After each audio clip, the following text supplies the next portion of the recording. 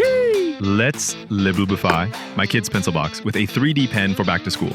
My kid's been using this boring pencil case, and she's obsessed with Labubus, so let's use the 3D pen make from my first to spruce it up a bit. The package comes with all this for $40, and you can always get more filaments.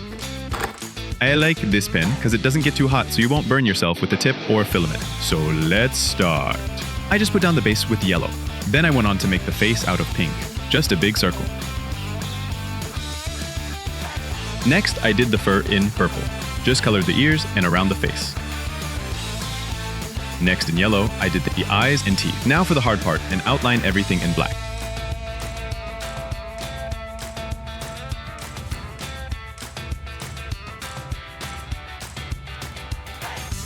Color the eyes and teeth, and now you can add little designs, and you're done. This is an ultra rare Labubu!